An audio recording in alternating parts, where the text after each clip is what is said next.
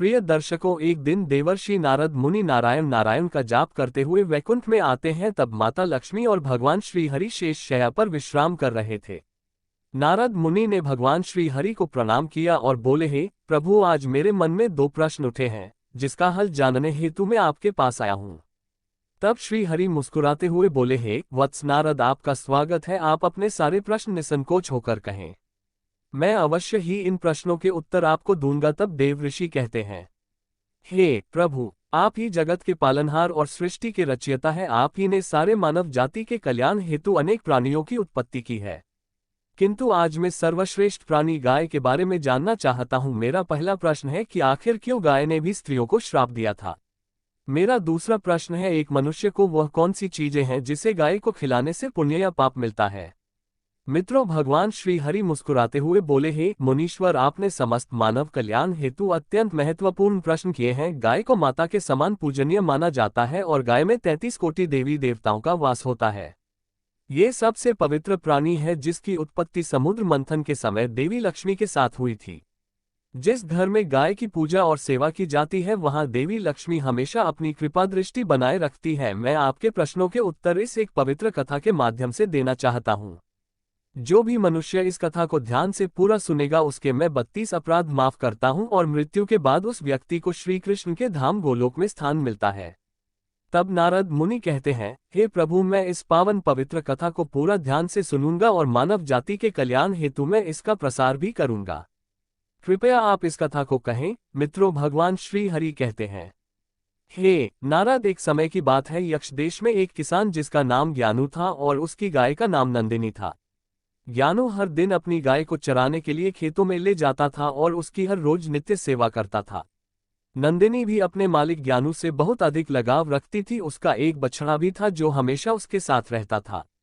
वे दोनों एक दूसरे से प्रेम पूर्वक व्यवहार करते थे। इसी तरह कई सालों तक ज्ञानू अपनी गाय नंदिनी की सेवा करता रहा और नंदिनी भी उसे बहुत सारा दूध देकर ज्ञानू और उसके परिवार का पोषण करती थी। ज्ञानू गाय के दूध को बेचकर अपने परिवार का पालन पोषण करता था। फिर कुछ दिनों के बाद ज्ञानू का विवाह गांव के एक किसान की बेटी शालिनी से हुआ। शालिनी देखने में तो सुंदर थी, लेकिन वह एक लालची और क्रूर स्वभाव की स्त्री थी। जिस दिन वह विवाह करके ज्ञानू के घर आई, तभी से वह ज्ञानू को अपनी मांगें पूरी करवाने के लिए हठ किया करती थी। हमेशा उसे भला बुरा और अपशब्द बोलती थी। वह हर दिन सुबह देर से जागती थी तथा देर से भोजन बनाती थी और बचा हुआ बासी अन्न गाय को खिलाती थी। मित्रों, भगवान श्री हरि कहते हैं, हे नारद, फिर एक दिन शालिनी ने स्वयं के लिए कुछ गहने खरीदवाने के लिए ज्ञानू को मना लिया और कहा कि ए जी, सुनते हो, हमारे गाय का बछड़ा है, उसे हम बेच देते हैं। वैसे भी हमें उसकी कोई जरूरत नहीं है। तब ज्ञानू ने मना किया तो वह ज्ञानू के साथ जोर से झगड़ने लगी। बेचारा ज्ञानू उसकी जिद के आगे हताश होकर उसने न चाहते हुए भी गाय के बछड़े को बेच दिया।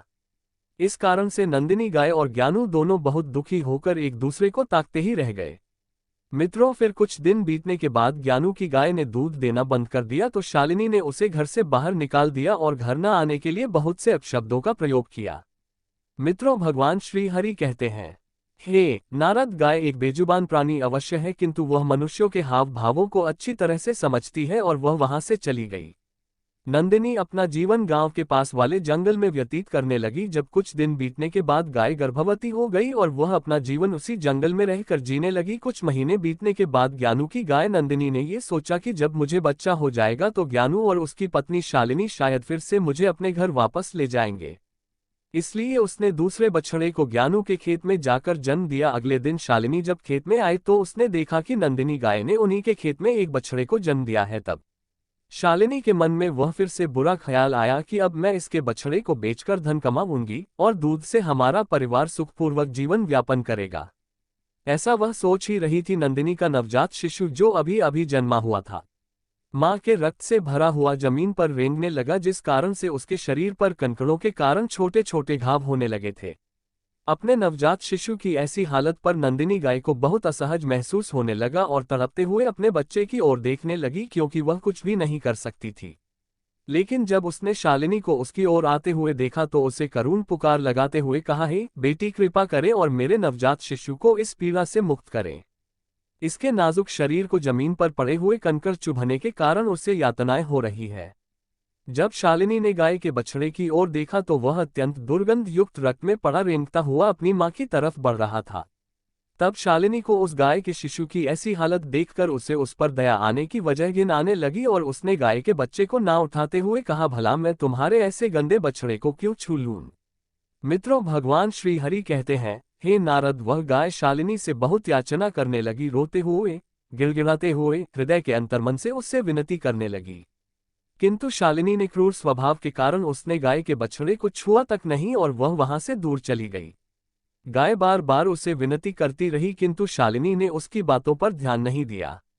तब गाय ने भगवान को प्रार्थना करते हुए गुहार लगाए और कहने लगी, हे प्रभु, आप क्यों मेरे निर्दोष निष्पाप बछड़े को ऐसी प्राणघातक सजा दे रहे हैं। आखिर हम प्राणियों ने कौन सा महापाप किया है जिस कारण से हमें अपने बच्चों को ऐसा तड़पते हुआ देखना पड़ता है। गाय की ऐसी करुण पुकार सुनकर स्वयं श्री कृष्ण वहां पर पधारे और उन्होंने गाय सहित समस्त प्राणियों को आशीर्वाद दिया कि उनके बच्चे जन्म लेने के बाद तुरंत ही चलने लगेंगे, जिस कारण से वे उनके स्वयं के मां के आसपास रह सकेंगे। मित्रों, भगवान श्री हरि कहते हैं, हे नारद, श्री कृष्ण आशीर्वाद देकर वहां से अंतर्ध्यान हो गए किंतु थोड़ी ही देर बाद जब शालिनी वापस उस गाय के पास उसे देखने के लिए आई तो उसे उसकी आंखों पर विश्वास नहीं हुआ। गाय का बच्चा खुद से खड़ा था तो शालिनी ने गाय के बच्चे को हल्का सा धक्का देकर जमीन पर गिरा दिया। जब गाय ने शालिनी की यह घिनौनी हरकत को देखा तो उसे बड़ा ही क्रोध आया और उसने समस्त संसार, देवी देवताओं, अग्नि, वायु, आकाश, जल और वृक्षों को साक्षी मानते हुए शालिनी को श्राप दिया और कहा, हे दुष्ट स्त्री, आज तुमने अपनी क्रूरता की सभी हदें पार कर दी है। मैं आज समस्त संसार को साक्षी मानते हुए तुम्हें और समस्त मानव जाति को ये श्राप देती हूँ कि जब भी तुम्हारा बच्चा पैदा होगा तो उसे चलने के लिए सहारे की जरूरत पड़ेगी और तुम्हारे बच्चों को चलने के लिए 1 वर्ष तक का समय लगेगा। मित्रों, भगवान श्री हरि कहते हैं, हे नारद, आपके पहले प्रश्न का उत्तर इसी नंदिनी गाय के श्राप के कारण आज मनुष्य के बच्चों को चलने के लिए सहारे की जरूरत पड़ती है और ठीक से चलने के लिए मनुष्य शिशु को 1 वर्ष तक का समय लगता है। सतयुग में मनुष्य के बच्चे जन्म लेने के तुरंत बाद ही चलते थे। हे नारद, जब शालिनी अपने घर संध्या समय वापस आ रही थी तभी इस गाय के श्राप के कारण तूफान वर्षा होने लगी और तेज बिजली गरजने लगी। तब तेज वर्षा के कारण शालिनी एक पेड़ के नीचे सहारे के लिए रुक गई थी किंतु नियति के खेल ने उसी पेड़ पर बिजली गिरा दी, उसी कारण से शालिनी की मृत्यु हो गई। मित्रों, शालिनी की आत्मा को लेकर यमदूत उसे धर्मराज के दरबार में उपस्थित हो गए और चित्रगुप्त ने उस स्त्री का लेखा जोखा देखा तब वे सभी हैरान हो गए। यमराज ने शालिनी के गुनाहों को जानना चाहा तो चित्रगुप्त बोले, महाराज, इस स्त्री ने अपने पति का कभी आदर नहीं किया है, हमेशा देर से उठना और निर्वस्त्र स्नान करना तथा इस स्त्री ने अपने पूरे जीवन में कभी भी पूजा पाठ नहीं किया है। इसके पापों को गिनाते हुए हमें आज का पूरा दिन लग जाएगा और इसमें सबसे बड़ा महापाप तो ये किया है कि गाय को हर रोज जूठा, बासी और सड़ा हुआ अन्न खिलाया है जो कीड़े और वर्मी भी न खा सके, साथ ही एक गाय के नवजात शिशु की मदद तक नहीं की है। मित्रों, तब धर्मराज बोले, इस स्त्री को कुंभीपाक नरक में डालकर तल दिया जाए, उसके बाद इसे जहरीली वैतरणी में डाल दिया जाए और इस स्त्री को 16 नरकों की सजा दी जाए।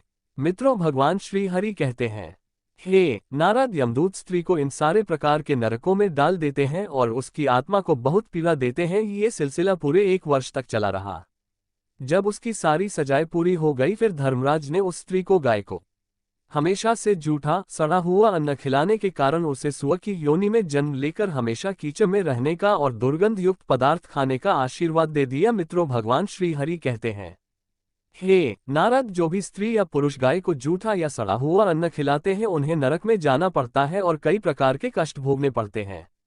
मित्रों, भगवान श्री हरि कहते हैं, हे नारद, अब मैं आपको गाय के विषय में महत्वपूर्ण जानकारी देता हूं। अक्सर मनुष्य गाय से पुण्य पाने के लिए कई प्रकार के व्रत पूजा पाठ करते हैं किंतु उन्हें एक गाय को ये कुछ चीजें भूल कर भी नहीं खिलानी चाहिए। द्वार पर आई गौमाता को कभी भी बिना रोटी खिलाए जाने न दें। गौमाता को रोटी और ताजी हरी घास खिलाने चाहिए। यूं भी हम हर दिन पहली रोटी गौमाता की बनाते ही है, इसलिए हमेशा उस रोटी को प्यार से गौमाता को खिला दें। गौ माता को रोटी खिलाने से हमें बहुत पुण्य मिलता है। गौ माता को कभी भी बासी और सड़ा गला खाना नहीं खिलाना चाहिए।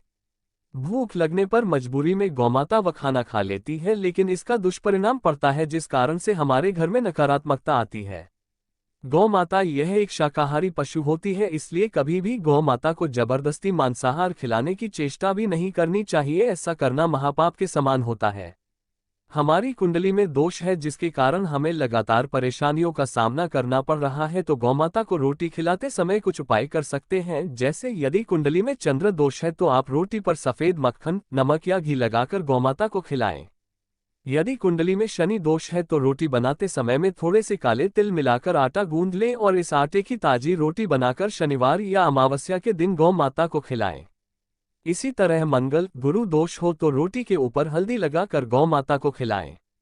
ये उपाय करने पर हम इन सभी दोषों के दुष्प्रभाव से काफी हद तक अपना बचाव कर सकते हैं। गौमाता को प्रतिदिन रोटी और घास खिलाने से लाभ होता है और पितृदोष से भी मुक्ति मिलती है।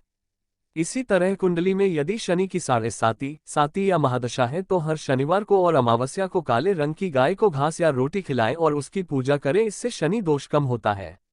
गौमूत्र यानी कि गाय का मूत्र बहुत ही उपयोगी, पवित्र और स्वास्थ्य की दृष्टि से अत्यंत हितकारी होता है। आध्यात्मिक दृष्टि से तो गौमूत्र का महत्व है ही, साथ ही वैज्ञानिक और स्वास्थ्य की दृष्टि से भी गौमूत्र के बहुत से लाभ बताए गए हैं। गौमूत्र में बहुत से खनिज पदार्थ और स्वास्थ्य वर्धक तत्व होते हैं जो हमारे शरीर की शुद्धि करते हैं और बहुत से रोगों से भी बचाते हैं। साथ ही गौमूत्र छिड़कने से वातावरण में शुद्धता और पवित्रता व्याप्त हो जाती है, इसीलिए हमारे शास्त्रों में शरीर को निरोगी रखने के लिए प्रतिदिन गौमूत्र का सेवन करने तथा घर में गौमूत्र छिड़कने के लिए कहा गया है। गाय के दूध, दही, घी, गोबर और गौमूत्र से बनने वाले मिश्रण को पंचगव्य कहते हैं। पंचगव्य को पापनाशक कहा जाता है और हमारे हिंदुओं की एक धार्मिक विधि प्रायश्चित करने में उपयोग किया जाता है। पंचगव्य को बनाने वाली सभी वस्तुएं अत्यंत उपयोगी होती है, जो स्वास्थ्य के लिए लाभदायक तो है ही, साथ ही औषधीय गुणों से भरपूर है। मित्रों, भगवान श्री हरि कहते हैं, हे नारद, मैंने आपके सारे प्रश्नों के उत्तर दिए हैं। तब नारद मुनि कहते हैं, हे प्रभु, मैं धन्य हो गया, आपने मुझे दिव्य ज्ञान से मेरी सारी शंकाओं को दूर किया है। मैं इस दिव्य ज्ञान का प्रसार समस्त मानव जाति के कल्याण हेतु अवश्य करूंगा। तो मित्रों, आशा करते हैं कि आपको ये कथा अवश्य पसंद आई होगी। तो वीडियो को लाइक करें और कमेंट में जय श्री कृष्ण अवश्य लिखें। आप सभी को जय श्री राम।